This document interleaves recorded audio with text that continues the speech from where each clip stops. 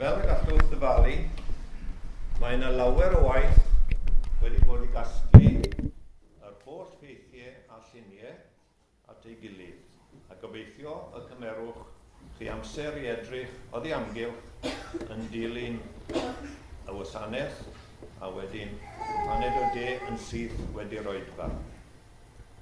Rwy'n siŵr y gwelwch rhywbeth sydd o ddiddordeb i chi. Mae un cyhoeddiad yn ni, cwrdd diolchgarwch Ysgyrdawe, nos Fawrth 15 am 7 o'r gloch, Parc Dafydd Eiron yn Tregethu. Bydd casgliad gyda ni, a bydd y casgliad yn dilyn y weddi, a bydd yr elw tuag at ymchwil i glefyd Parkinson. Bydd hwnnw'n dilyn y weddi. A nawr ymlaen ar gwasanaeth. Croeso eto i chi gyd.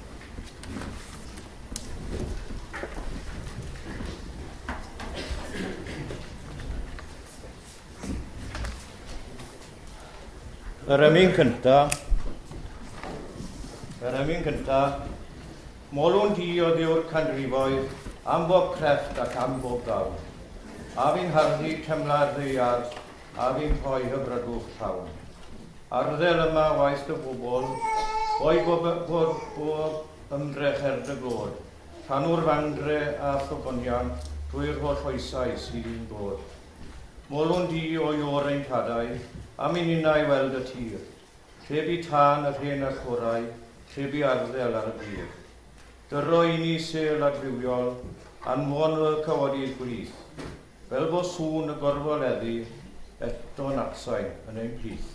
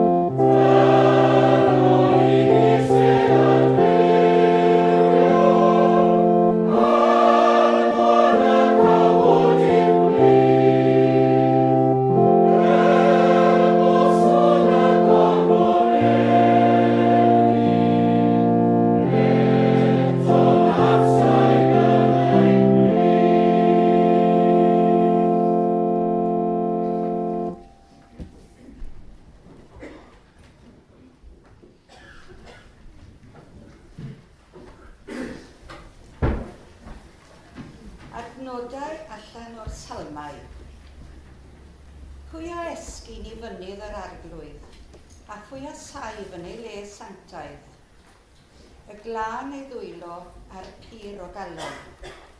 Yr un sydd heb osod ei feddwl ar dwyll, a heb dynnu'n gelwyddog. Mawl sydd ddyledus i ti o ddiw yn seion, ac i ti sy'n gwrando gweddi y telir a ddined. Ata ti y daw pob dyn a'i gyffes o bechod. Y mae'n troseddau'n drech na ni, ond wyt ti'n maddau. Gwyn ei fyd y sawl a ddewysu ac a ddygu'n agos iddo, gan gael preswylio yn dy gynteddau. Digonau'r ninnau a daioni dy di, dy deml sanctaidd. Os nad yw'r arglwydd yn adeiladu'r tŷ, y mae ei adeiladwyr yn gweithio'n ofer. Os nad yw'r arglwydd yn gwylio'r ddinas, y mae'r gwylwyr yn effro'n ofer.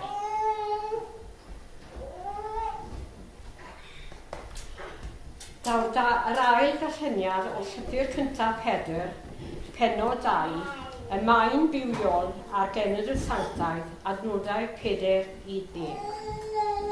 Wrth ddod ato ef y maen bywiol, gwrthodedig gan bobl, ond etheledig a chlodfawr gan ddiw.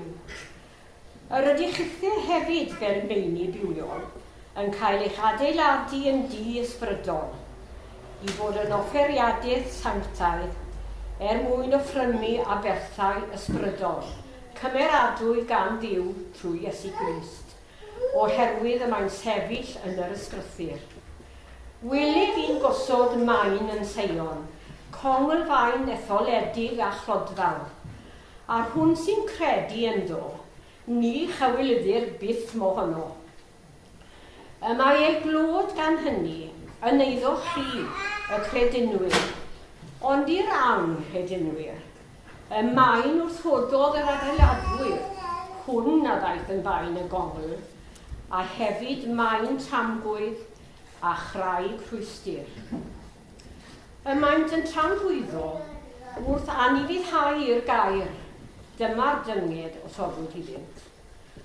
Ond yr ydych chi yn hil etholedig, yn offeriadaeth frenhinol, yn genedl sanctaidd, yn bobl o'r eiddo diw ei hun, i hysbysu gweithredoedd ardderchog yr un eich galwodd chi allan o dywyllwch i'w rybeddol o leini ef. A chi gynt heb fod yn bobl, yr ydych nawr yn bobl ddiw. A chi gynt heb dderbyn trigaredd, yr ydych yn nawr yn rhai a dderbyniodd trigaredd.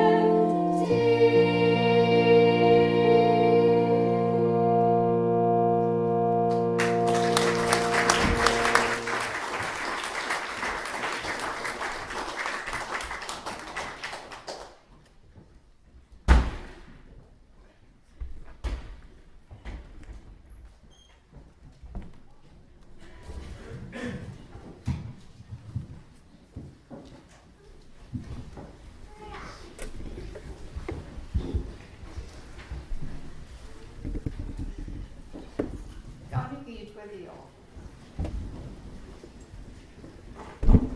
Ein tad, yn hwn wyt yn y nefoedd, diolchwn i ti am y cyfle newydd hwn i gael troi atat mewn gweddi. Gwyddom i gyd am werth oriau gweddi, am y nerth a ddaw i ni mewn adegau anodd mewn bywyd. A diolchwn i ti am y cyfle hwn i gael agosau atat wrth ddathlu a diolch. Llawenydd a diolchgarw yn cyd-gymysgu yn ein calonnau mewn addoliad i ti, o Dad. Diolchwn i ti am y gorffennol ac am ddewrder y rhai a aeth o'n blaenau ym mhob cenhedlaeth i wneud yn siŵr o'r llwybr gweddi yn rhydd i ni. Mae ymdrechion a gaber y rhai a fi yn dweud wrthym mae ein rhesymol wasanaeth i'w cofio ar y diolch i ti, o Dad. Rhoddodd ddiolch i ti am ein capel sydd yn gysegrfi ni. Diolchwn o drws y ti o hyd ar agor led y pen ar ein cyfer. Cofiwn gyda diolch am y breintiau a ddaeth i'n cenedl drwy gyfrwng ei chapeli a'i heglwysi. Yn yr oedfa hon, gwared ni o bob addoli ffals a phob temtasiwn i wadu dy fawredd. Arwain ni i fod yn ifydd ei ddair, i gerdded yn nodau ewyllus dan gyfarwyddyd yr ysbryd glân, mwyn i ni gael ein cymhwyso i'r gwaith o ddwyn ein cymdogaeth a'n cenedl, i gydnabod dy fam, Iesu Grist, yn arglwydd.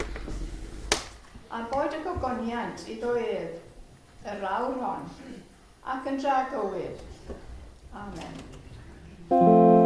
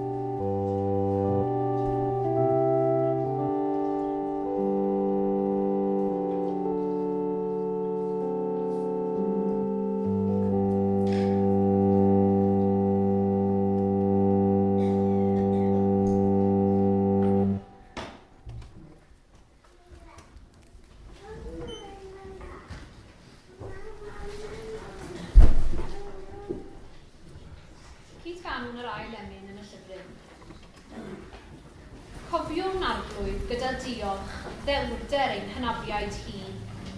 Fynodd, pob gwawd ac erlyd, herio'r drefn i ddilyn di. Pwy a gawsant am ddiffynfa gref rhwng muriau'r hen di cwrdd. Lle y deiant fel un teulu, i'r gyfarfod wrth dyfwrdd. Boed i ni y gweddill ffyddlon, feithrin ffydd y tadau gynt, fel y cerddom i'r dyfodol gyda hyder ar ein hynt. Boed i ninnau'r heddiw, geisio'r un arweiniaid o ddifri, fel y medrwn ni ledeini newydd da defengil di.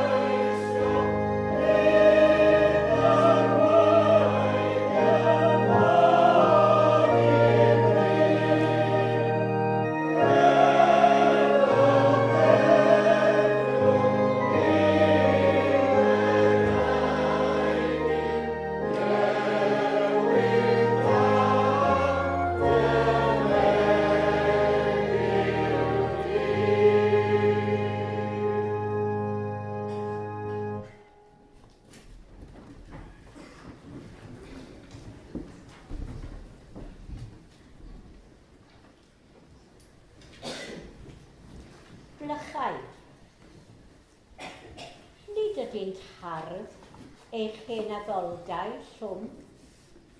Pa ddwylo a'i lluniodd hwy yn flychau sgwar a frosgo trwm, yn foel ddiramant hyd y cwm, heb orches bwa nam i'r einder sgrin, heb ffenestr liw a'r lliw fel gwyn, hwyr a gwawl. Pa ddwylo blin a'i lluniodd hwy eich hen addoldau mawr?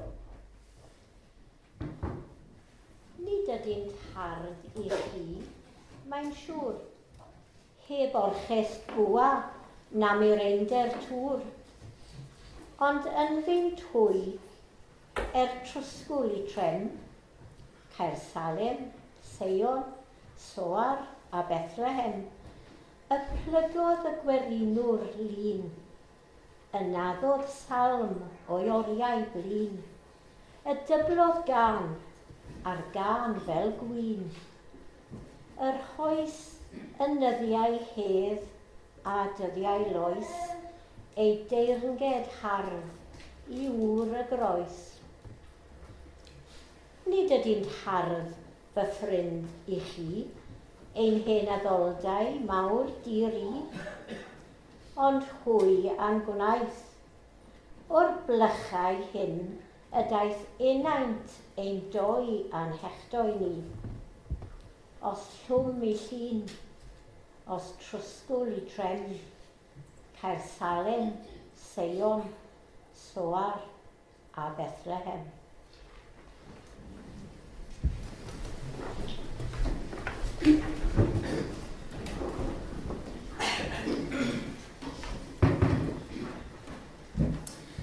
Heddiw, dawn ynghyd i gofio am hyder a ffydd ein rhagflaenwyr yma y Merthyr. Heddiw, dawn ynghyd i ddathlu'r hyder a'r ffydd hwnnw a baratodd y ffordd i ni. Fel ein bod ni'n parhau i addoli yn y lle hwn 175 o flynyddoedd yn ddiweddarach. Blwyddyn gyffroes oedd 1839, blwyddyn terfus gysiartwyr yng Nghasnewydd, blwyddyn ymosodiad Merched Beca ar dollborth Ifalwen. A dyma flwyddyn yr agorodd William Williams ei dŷ ym Mharker Horse i gynnal cyrraddau i'r ymwneud diwyr. Yr oedd amhyrffurfwyr yn yr ardal 3 canrif a hanner. Mae hanes am drigolion y plwyf hwn yn cael ei cosbi am wrthod mynd i wasanaethau'r eglwys wladol, mor bell yn ôl a 1665. A 100 a mwy o bobl yn cwrdd mewn tai anedd i gynnal oedfa yn y 19fed ganrif. A Thomas Davies yn cynnal cyfarfodydd gweddi yn ei gartref yn Rhodeiddig, a phobl yn tyrru i wrando pregeth yng Ngellid Ewi. Does rhyfedd felly fod galw am dŷ cwrdd sefydlog. A dyna gaid yn hi William Williams, sef Glan Rhyd. Deiau cregethwyr yn onfusol i gynnal cwrdd, a chynyddodd y gynulleidfa. Mynodd sawl i'n cael bedydd trochiad yn afoneiddig llaw. Ond nid oedd y ddefod yn gymeradwy gan William Williams, gan ei fod yn daiau deulu yn annibynwyr, neu'n dipendiaid fel y cael nhw ei galw ar y bryd. Gadawodd y bedyddwyr cynnar hyn, a symud i dan lan ger llaw, cyn sefydlu capel Caersalem ym Mharker Horse. Ond yr oedd angen tŷ cwrdd ar annibynwyr Parker Horse. Ac yn Glan Rhyd y cawsant gartref o dan arweiniad John Lewis Rhyd y Bont. Yn y bwthyn to gwellt hwn, gosodwyd pwlpid bach yn y talcen, a chariwyd sgiwiau a fforymau yno gan yr aelodau.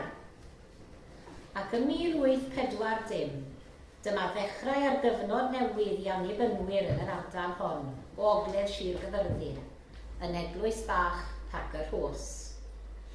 Ffynnodd y gynulleidfa, ac ym mhen y flwyddyn, roddwyd galwad i'r Dr William Davies, ffrwd fal, i fugeilio'r craidd. O fewn 15 mlynedd, roedd tua 30 o aelodau, a 2 ddiacon yn addoli yn y tŷ cwrdd bach ar lan Afon Iddi. Talwyd deiswrth i bregethwr diethyr, ond hanner coron i Dr Davies. Talwyd 4 swrt a 6 cheiniog am wellt i doi'r to, 4 swrt am wyn cymundeb, a 2 geiniog ym mis am fara.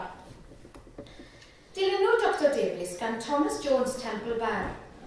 Cynyddodd y gynulleidfa eto yng ngwres diwygiad 1859, a chyda hyder a brwdfrydedd penderfyniwyd bod yr amser wedi dod i godi addoldy mwy o faint. Ac o dan arweiniad y gweinidog, daeth yn amser gadael Glanrhyd. Rwydda fi 20 pint tuag at yr adeiladu, meddai William Williams Glanrhyd. Rhodda fi 10 pint, meddai'r parchedig Thomas Jones. A finnau hefyd, ychwanegodd David Thomas Gelliwrol a Jane Jones ddeinant. Chyda sychdau morynion a gweision yr ardal, yn hyd a'r hoddion o Ffald y Brenin, Esgeb Dawe, Llambed a Chaersalem, casglwyd at gost codi'r capel newydd. Fi, John Thomas Brenbloda, fi'n chwarae'r cerig. Fi, Jenkins oedd y sar main. A fi, Ifan Richards oedd y sar cod. Ar y 15 o Fawrth, 1860, cynhaliwyd y cyfarfod cyntaf yn y capel newydd. Y capel hwn, Bethel. A'r gynulleidfa'n cael gwrando ar 9 pregaeth mewn 2 ddiwrnod. Bu Thomas Jones yn fugail yma am 10 mlynedd ar 20, ar gyflog o 2.10 y flwyddyn. Arosodd yn ffyddlon i Bethel a gwrthod symud i Borfeidd Brasach. 1886. Dyma ddechrau yr gyfnod newydd yn hanes Bethel, gan ein bod yn rhannu gweinidog y parchedig John Thomas a Sowar Llambed, cysylltiad a barodd am ganrif a mwy. Ond cyfnod byr iawn ddi gweinidogaeth John Thomas, oherwydd bu farw cwta 9 mis wedi'r uno a Sowar. Bu gael arall a wasanaethodd Bethel am gyfnod maith fel Thomas Jones, oedd Ifan Evans. Bu'n weinidog i Iesu Grist ym Methel a Sowar am 36 o flynyddoedd. Erbyn hyn, yr oedd oes Victoria'n dod i ben a'r rhyfel byd cyntaf ar y gorwel. Ond cyfnod o weithgarwch mawr yn hanes Bethel oedd gweinidogaeth Ifan Evans. Ym 1901, codwyd y festri ac ar amryw adegau adnewyddwyd a pheintiwyd y capel. Ym 1910, cyflwynwyd sbectol air, codau dwair ac anerchiad ffurfiol i Evan Richards, yn werthfawr ogiad o wesanedd o hanner canrif fel diacon. Flwyddyn yn ddiweddarach, ysgrifennodd un o gyn aelodau Bethel, Watkin Jones, a oedd yn byw yn Llundain erbyn hyn, at Ifan Richards, a dyma'i union eiriau. Da iawn oedd gennyf glywed eich bod yn gosod sand ar hewl fawr. Yr ydwyf yn gorchymyn ar eich wneud yr hewl, o'r hewl fawr, hyd ddrws y capel, yn deilwng i hewl tŷ cwrdd. Gosodwch arni ddigon o sand, a phan y byddwch wedi gorffen ei gwneud yn deilw. Danfonwch y bil i mi, a mi aeth thalaf gyda thrywad y post. Ond, cofiwch, yr ydwyf am iddi fod yr hewl oren y gymdogaeth. Yr oedd tyddlondeb yr aelodau yn y cyfnod hwn yn chwedlonol. Yr oedd David Williams o'r Esger mor ffyddlon i'r cwrdd gweddi, fel y daeth i'r cwrdd un tro yn syth o fod yn hela. Ei gi wrth ei sawdl a chwningen yn ei boced. Ac yn ystod y cwrdd, cyffrodd yr hen gi, gan feddwl bod y prai yn dal yn fyw, a rithrodd a boced ei festir tra fo hwnnw ar ei weddi. Ar y Sul cyntaf 1916, gwenyddwyd Gwyn y Cymru mewn llestri unigol am y tro cyntaf. Ac yn yr un flwyddyn, y cyhoeddwyd yr adroddiad blynyddol cyntaf, ac ynddo, Mae'r gweinidog yn crynhoi hanes Bethel i'r eglwys, a rhifau 87 o aelodau ar y pryd. Rhyddhad mawr i rai o'r gynulleidfa mewn ychydig blynyddoedd wedyn, oedd dweud ffarwel wrth yr hen chandelier gan hwyllau a grogau yng nghanol y capel, ac a diferau gwer ar y rhai eisteddau oedd eu tano. Golau o fath gwahanol ac yn hyrfodd Morgan Rhys tir capel, ac yntau ar weddi i noson dyrmaidd. Goleuwyd y capel gan fellten a'i ddilyn gan daran fyddarol. Pa amser gwell i Morgan ddyfynu pennill o emyn enwog ehedydd iau. Nad yw'n cnawd o'n gwellt, am hesgyn megis clai, mi ganaf yn ymwellt, maddeuodd yw fy mai. Mae craig yr oesoedd dan fy rhaid, a'r mellt yn diffodd yn y gwaed. Daeth gweinidogaeth Ifan Evans i ben y 1925, ac ymhen 2 flynedd sefydlwyd yma un o arwyr Bethel, sef y parchedig Thomas Eirig Davies. Pregethwr dysgedig a gŵr craff a didwyll. Mae y weinidogaeth yn dal yn hoff aelodau Bethel 30 mlynedd ar ôl ei farwolaeth. Yr oedd yn fardd coronog ac yn awdur agolygydd, ac adeg dathlu camlwyddiant yr achos yma, fe ysgrifennodd y llyfr sy'n cofnodi hanes Bethel hyd at 1940. A'i gyfnod ef hefyd yn gyfnod o ychwanegu ac o ehangu. Cafwyd organ yn y capel ym 1927.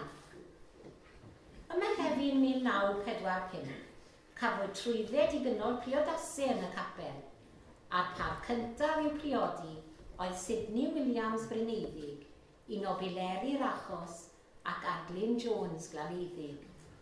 Cyflwynwyd Beibl iddynt gan y gweinidog i nodi'r achlysur. Ym 1946, cysegrwyd darn o dir ger y capel ar gyfer mynwent. Yn ystod gweinidogaeth T. Eirig Davies, bu'r ail rhyfel byd yn gysgo dros Bethel, ac yr oedd 9 aelod yn gwasanaethu yn y lluoedd arfog. Wedi'r cadoediad, cafwyd cyfarfod i groesawu nôl yr aelodau a fu ar wasgar. Testyn diolch oedd iddynt oll ddychwelyd yn ddianaf. Yn yr un flwyddyn, traddododd T.E. Nicholas y Glais, ddarlith yn y festri, yn rhoi hanes ei gaethiwed yng ngharchar Abertawe yn ystod y rhyfel, a mi ddo fod yn wrthwynebu'r cydwybodol. Ym 1951, bu farw Eirig Davies. Busoedd yn unig wedi iddo ymddeol yr weinidogaeth. A'i ddilyn gan y parchedig T. Burgess Jones. Gweinidog arall sy'n dal yn arwr gan lawer o'r aelodau yma. Yn ystod ei weinidogaeth, sefydlodd yr arfer hyfryd o anfon cardiau pen-blwydd at blant yr ysgol Sul, oddi wrth aelodau'r eglwys. Yr oedd bri ar weithgarwch ymysg y bobl ifanc yn ystod weinidogaeth Burgess Jones. Ac mae sôn hyd heddiw am y cyngerddau yn neuadd Santiago yn y 50au, pan fu rhai o'r bobl ifanc hynny yn canu Yellow Rose of Texas a Fferlau Cyffelip. Mae hanes bod un o'r cyngerddau hyn wedi para am dros 2 awr. Yn ystod ei weinidogaeth, trefnodd Mr Jones bod yr eglwys yn ymuno â theithiau blynyddol a drefnwyd gan undeb yr annibynwyr. Dyma oedd y Pererinion bach, ac fe gymerodd rhai o aelodau Bethel, ran flaenllaw yn y gwasanaethau a'r pasiantau a oedd yn rhan o'r weithgarwch. Aeth y Pererinion i Ogof Cwmhwplin, i hen gapel Llanbryn Mair, i Lanfaches a'r hen gapel Llanuwchlyn. Cyn cyfnod y Pererinion bach, yr oedd plant ysgol Sul Bethel yn gyfarwydd a theithio ar eu trip blynyddol. Ar y tren i Aberystwyth neu Abereiron gan amlaf, ond hyd yn oed mor bell ar Bermo. Yr oedd bri ar yr ysgol Sul yn y cyfnod cynnar, a hyd at 7 dosbarth yma yn oedolion a phlant. Derbyniodd 11 o blant gopi o'r caniadydd cynulleidfawol newydd yn wobr am fynychu'r ysgol Sul yn ddifwlch am flwyddyn bron. Ond hyd yn oed yn amser Davies Ffrwdfal, cyn adeiladu'r capel, yr oedd ysgol Sul yn cael ei chynnal, oherwydd mae'n cofnod bod y Dr Davies wedi cyflwyno 12 testament newydd a llyfrau eraill at ddefnydd y dosbarthiadau mor bell yn ôl a 1854. Ac yn braddodiad da'r ysgol Sul, casglwyd at brynu modiwl litr mwyn dysgu solffa. Yn y cyfnod diweddar, y mae plant yr ysgol Sul wedi cynnal gwasanaethau adeg yn y Dolig a'r Pasg, a chydau rhieni yn cynnal cwrdd teuluol yn achlysurol. Ym 1960, bu gwasanaeth arbennig i nodi canrif ers codi'r capel a dewi eirig yn pregethu. Yr oedd 90 o aelodau yma ym mlwyddyn y dathlu. Difrodwyd rhan o'r capel gan dan ym mis Mawrth 1963, ond ail agorwyd y flwyddyn ganlynol, a'r capel wedi ei adfer a'i adnewyddu. Ar ôl 12 mlynedd o wasanaeth clodniw yn yr ardal, symudodd Mr Burgess Jones i'r Tabernacl Pontardawe, ac yn hen flwyddyn, yr oedd John Stewart Roberts wedi derbyn galwad i fod yn weinidog arno. Aeth o'r ardal hon ym mhen 2 blynedd i ymuno ag adran grefydd y BBC yng Nghaerdydd. Yn ystod gweinidogaeth Mr Roberts, bu farw Sidney Williams. Bu'n ysgrifennydd yr eglwys dros 30 o flynyddoedd. Dyma fel y disgrifiwyd gan John Stewart Roberts yn ei angladd. Bu'n fa yn y ffydd i'r parchedig Eirig Davies. Yn frawd yn y ffydd i'r parchedig T. Burgess Jones. Ac yn dad yn y ffydd i minnau. Dilynwyd John Stewart Roberts yn fuan gan Stanley John. Dyma ysgolhau gofri, ond yn ŵr tawel a diymhongar. A symudodd o'r ardal hon i eglwys Harrow, Llundain. Bu Eric Williams yn anerch yn y cyfarfod sefydlu yno. Yn Orffennaf 1974, sefydlwyd Ifan Wyn Evans yn weinidog. Gŵr addyfwyn, yn llawn hiwmor ac yn bysgotwr brwd, a oedd yn gartrefol iawn ar lan Afon Teifi. Yn ystod ei weinidogaeth, sefydlodd gylchlythyr y ddolen, yn nodi amrywiol weithgareddau'r eglwysi. Achlysur nodedig ym 1977, oedd anrhydeddu Mrs M.J. Williams ti'r capel, am ei ffyddlondeb i'r ysgol Sul dros gyfnod o 24 mlynedd. Cyflwynwyd tristysgrif a medal William Owen iddi, tlws anrhydedd am ffyddlondeb yn yr ysgol Sul. Pam symudodd Mrs Williams i fyw i Lambed ymhen ychydig flynyddoedd wedyn, daeth cyfnod o 4 canrif o fod yn geidwad y capel i ben. Y wraig gyntaf i'w hethol yn ysgrifennydd yr eglwys oedd Afrin Williams, a hynny yn 1980. Ar ôl y madawiad Ifan Wyn Evans, derbyniodd Guto Pris ac Gwynfor Alwad ym 1984, ac yn yr un flwyddyn tyfodd yr ofalaeth wrth i eglwysi Ffaldybrenin ac Esgyrdawe ymuno â ni. Ymsefydlodd y gweinidog newydd a'i deulu ifanc yn hir capel, ac ar yr un pryd newidiwyd enw'r tŷ i Esgair Eirig. Yn Sowar ym 1989, comisiynwyd Guto a Sian ei wraig yn genhadol ac yn fuan wedyn ymadawodd y teulu i wasanaethu Iesu Grist yn Guyana, De America. Yr oedd Bethel wedi colli gweinidog galluog a chyfeillgar ac wedi ffarwelio a theulu annwyl. Bu am yn ffodus o fewn blwyddyn i groesawu Hywel Jones atom yn Figael. Tristwch mawr oherwydd ei salwch oedd ffarwelio a Mr Jones wedi cyfnod rhifyr o 2 blynedd. Yr oedd nifer o aelodau Bethel yn falch o'r cyfle eleni i fynychu oedfa o ddiolchgarwch yn Llandysilio wrth iddo ddathlu hanner canrif yn y weinidogaeth. Yr oedd y capel yn llawn ym mis Mai 1990 i ddathlu canmlwyddiant a hanner yr achos yma ym Mharcyros. Cafwyd oedfa hyfryd gyda'r plant yr ysgol Sul a'r bobl ifanc yn cymryd rhan. Ym 1994, daeth Edwin Lewis ato. Yn ystod ei amser ref gyda ni, fe ail gychwynnwyd y Gymdeithas Ddiwylliannol wedi sawl degawd o ffwrdd ac y mae'n dal i fynd o nerth i nerth a chynulleidfa dda ym mhob cyfarfod. Yn y flwyddyn 2000, a hithau'n ddechrau mileniwm newydd, dyma Sywar Llambed yn torri'r cysylltiad a fu rhyngddi a Bethel 1886. Ond, ymhen blwyddyn, hanwyd yr ofalaeth eto fyth wrth i eglwysu Seilo Llansawel, Rhyd y Bont Llanybydder a Chrig y Bar ymuno â Bethel Esgyrdawe a Faldybreni, ac estyn galwad i'r parchedig D. Hugh Roberts. Dan anogaeth ein gweinidog, mae'r teulu o eglwysu o dan ei ofal yn cynnal gwasanaethau undebol ar ddydd Gwener y Goroglydd a noswyl y Nadolig. Yn 2005, collwyd 3 aelod, ac yn ei plith Dr Gwynfor Evans. Cynhaliwyd cyfarfod coffa iddo gyda'r parchedig Vivian Jones Hendy yn pregethu a'r aelodau hefyd yn cymryd rhan.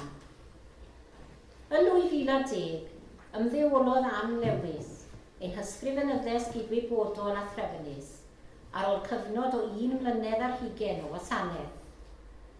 Colled enfawr i'r eglwys oedd ei farwolaeth anhymig yn 2013. Dechreuodd ein gwasanaeth ni heddiw yng Nglanrhyd. Heb weledigaeth a brwd frydydd Alun Glanrhyd, ni fyddai'r gwasanaeth hwn wedi digwydd.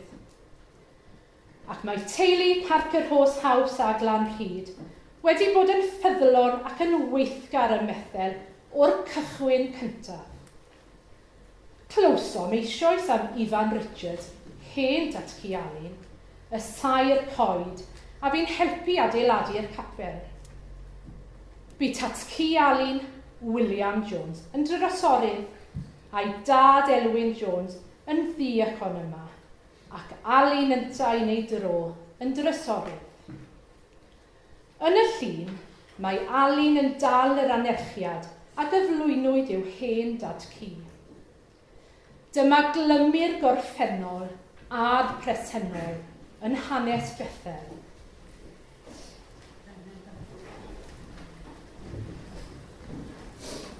Adeg dathlu canmlwyddiant codi'r capel, cyngor y parchedig Burgess Jones oedd i ni godi'n cap i'r gorffennol a thorchu'n Lewis i'r dyfodol. Ac adeg dathlu 3 chanmlwyddiant annibyniaeth yng Nghymru, dyma eiriau yr ynesydd Sir J. Lloyd. Rhaid i bob mudiad sydd am fyw fod yn agored i ddylanwadau'r oes, i gwybodaeth ehangach, i medrusrwydd newydd, i dyheuadau dyfnaf. Wel, dyma ni wedi edrych yn ôl, a chodi cap. Ac yn awr daeth yr amser yn ei edrych ymlaen i'r dyfodol. Torchu'n Lewis, ie, ac ystyried geiriau'r ddau hyn. Wel, dyma chydig o ffeithiau moel. Mae 52 o aelodau y Methel ar hyn o bryd. Mae'r mwyafrif o'r rheini dros 100 a chynulleidfa o ddwsyn neu lai yn aml ar y Sul. Felly gadewch i ni ddyfalu. A'i eglwys weithredol fydd Bethel y dyfodol yn tai baich. A'i maen melyn fydd hi am ydfau'r gweddill ffyddlon? Ie, fydd yr ateb, os mae'r ychydig ffyddlon yn unig fydd yma. Ond does dim rhaid iddi fod felly? Nag oes. Does dim rhaid iddi fod felly. Mae'r drws ar agor a chroeso yma i bawb o bob cenhedlaeth i ymuno â ni. Gadewch i ni gael yn hysbrydoli gan yn rhagflaenwyr yn y lle hwn. Gan I hyder, gan I ffydd, gan I brwdrydedd, a cherdded tua'r dyfodol yn ddewr, a chofio geiriau gwenallt, rhag cywilyddio'r tadau yn ei heirch, a gawn ni gyd weddio.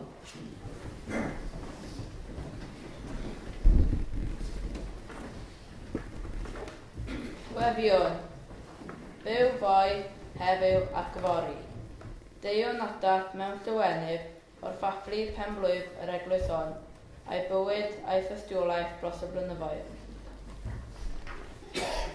Ddiw'r gorffennol, diolch I ti am sylfaenwyr a rai am y tebod I alwad I sefydlu'r eglwys hon. Diolch am y ffyddoniad, a weithion ac a weiddion, ac o roes ei hunan o gariad at y ti I bobl oedd I mewn ac oedd I allan i'r myriau hyn. Ddiw'r presennol, diolch am dy gariad I hysbryd sy'n ein hannog, ein hysbrydoli a'n galluogi I barhau yn y gwaith. O rannu'r newyddion da am Grist, ymysg ein gilydd a'n cymdogion. Gweddiwn dros aelodau'r eglwys hon a'r gymuned sy'n glaf, yn bryderus ac yn drist. Gweddiwn y bydd ein calonnau yn agored i'th bersenoldeb, a'n clustau yn effro i'th alwad. Dduw dyfodol, ni wyddwn beth sydd o'n blaenau, ond fydd glywn yn ein herio, I gyd gerdded yn ei ormdyddu, a gyda'n gilydd i'r anwybod mawr. Mafai I ni ddeiau'r gorffennol, a rhoi ni weledigaeth gliriach wrth ffordd ymlaen. Amen.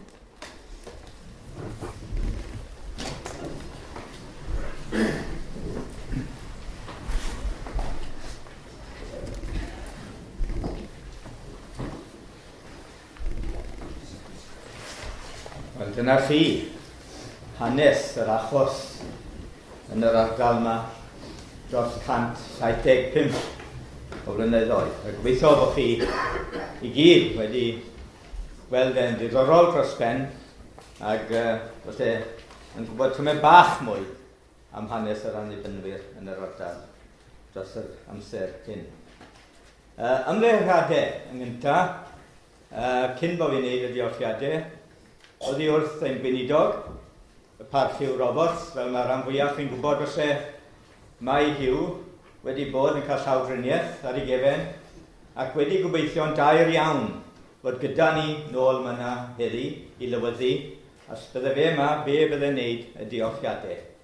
Ond ar ei rhan ar aelodau eraill fi sydd yn neud. Ni yn dymuno'n dda mae Nita yma fi'n gweld, ni'n dymuno'n dda I Hugh, Nita, a gewch yn cyfarchio nôl iddo, gan obeithio bydde nôl gyda ni yma yn yr ofalaeth I gyd yn fuan iawn. Wel, y diolchiadau. Ble wy'n dechrau? Wel, dim ond, wrth gwrs, y person fel glywoch chi yn y cyflwyniad sydd wedi bod yn sbarduno I gael y cyflwyniad yma heddi, a'r dathlu yma heddi. A hwnnw, wrth gwrs, yw Alun Parker Hos fel union a bod Alun Jones.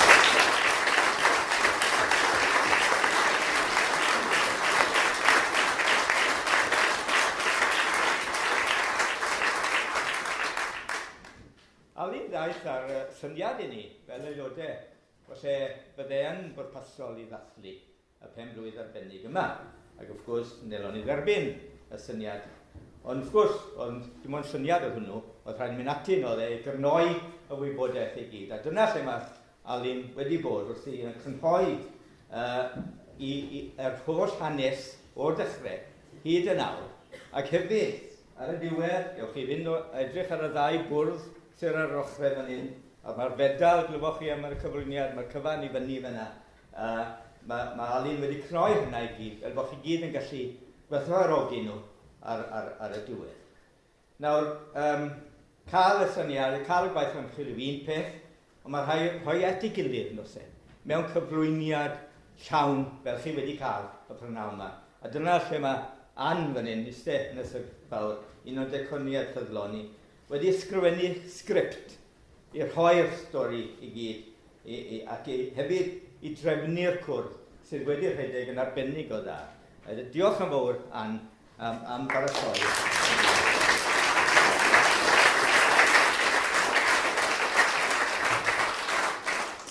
Ac i Ann, Eira a Elin, tri o'n aelodau ni, am eich gwaith da chi o gyflwyno y stori. Wrth gwrs, mae'r peth yn dod, mae'r sgript yn dod yn fyw yn diwedd pan bod chi'n gweld lluniau i fynd gyda fe. A dylen ni'n ffodus bod rhywun fel Dylan Lewis yn un, gyda ni fel aelod, a pan sonio ni am y peth, mae lot o luniau da ni, Dylan, ti'n meddwl os ni gael nhw gyd at ei gilydd, a helpu gyda'r cyflwyniad, a beth, wrth gwrs ni, a dyna mae Dylan wedi gwneud i rhoi'r lluniau yma at ei gilydd, a mwy na hynny, os welwch chi o gwmpas fan hyn, mae'n dechrau fan hyn, nôl yn y dechreuad 1840, a mae'r stori yn mynd draw i fyna, nôl i fyna, a wedyn ar y cefn, mae'r priodasau sydd wedi bod yn y capel, a gobeithio ar y diwedd, gewch chi gyfle i fynd i edrych ar hyn. Diolch yn fawr i ti, Dylan, am dy gyfraniad.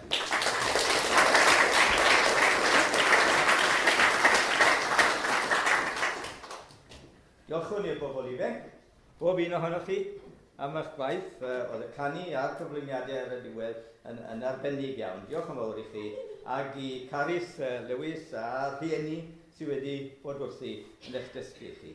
Hefyd i bob un arall, heb henwi neb fyddai'n siomi rhywun, sydd wedi cymryd rhan, chi wedi gweld nhw yn cymryd rhan yn y gwasanaeth. Yn diolch yn fawr iawn iddyn nhw gyd, a diolch i Elma hefyd fan hyn ar yr organ, neu siw bod ni'n gyd yn cadw mewn tiwn. Diolch yn fawr i bob un o'noch chi. Nawr, bydd yna de ar y diwedd, a ni'n diolchgar iawn i'r rhai sydd wedi bod yn cyfrannu at y te, ac i'r merched ifanc bydd yn gweini y te i chi ar ôl y cyfarfod i fenni. Diolch i'n dwy ysgrifenyddes cydwybodol, sef Ann Herbert, fan hyn, Diofi, a Elin i chwaer. Maen nhw'n wneud i gwaith bob amser, dim ond i baratoi erbyn y cyfarfod yma, ond trwy'r flwyddyn, a ni'n ddiolchgar iawn i'n nhw. Diolch i chi gyd am dod, i ymuno ni, i ddathlu am Bethel, ac diolch i chi hefyd am y cyfraniadau. Mi'n gweld bod y ddau bocs yma yn llawn iawn o bapurau a arian arall. Diolchgar iawn i chi am y cyfraniadau at ymchwil Parkinson, sydd yn agos iawn i ni fel capel yn Bethel. Fel wedes i, bydd na de, ond mae un broblem fach da ni'n Bethel. Mae'n gapel bach cynnes iawn.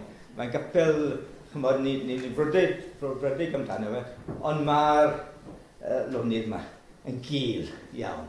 Ac felly, gai ofyn y garedig i chi, felly, i aros yn eich seddau. Cewch sgwrs ar rhywun sy'n stebl i chi, trwy bod y merched yn dod o'r te allan, neu allai fynd yn bandimonium yma. A ni'n eisiau te yn colli dros neb os gallwn ni. Ac wedyn ar ôl chi gael eich te a cael eich sgwrs, cewch gyfle wedyn i ddod i edrych o gwmpas ar y lluniau a'r pethau sydd ar y ffrant fyny. Ar ôl yr emyn ola, dyw Dilys yma, ydy? Ydy Dilys yma? Na, gyda Dilys oedd i fod i rhoi'r emyn ola allan, ond ar ôl yr emyn ola, bydd Canon Idris Thomas o Ddeiniolen yn rhoi y fendith. A chi'n gweud, wel, pwy yw Idris? Mae'r rhan mwyaf chi'n gwybod lle. Ond mab yng nghyfraith i Nancy a'r diweddar Handel Evans yw Idris. A maen nhw wedi teithio lawr o Ddeiniolen heddi i fod yn rhan o'r dathlu yma. A fydd Idris yn rhoi y fendith. Felly, yn absynoldeb, Dilys rhoi i'r emyn ola allan. A gaf i egluro, mae'r emyn ar eich tablu yn chi. Ond pan byddwch chi'n dechrau canu, pidwch dechrau beth sy'n law fan hyn fel cynnill cyntaf. Oherwydd, wi moyn chi ddechrau. gyda'r gitgan. A'r gitgan yw'r un ola sydd gyda chi fyna. Cerddwn ymlaen i'r yfori, chwifio'n faner yn y gwynt.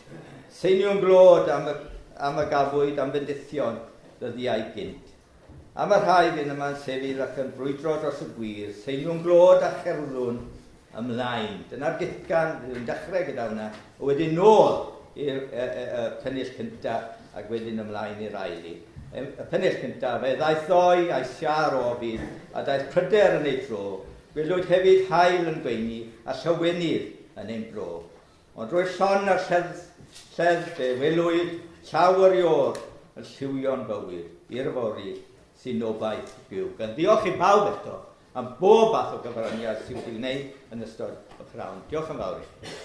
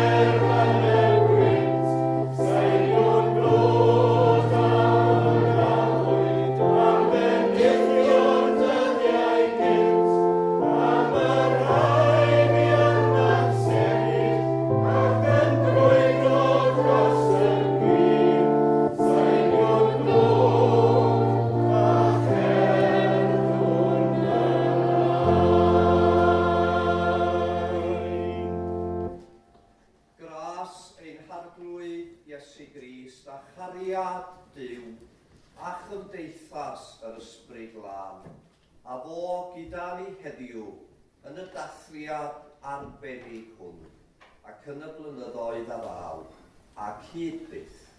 Amen. Amen.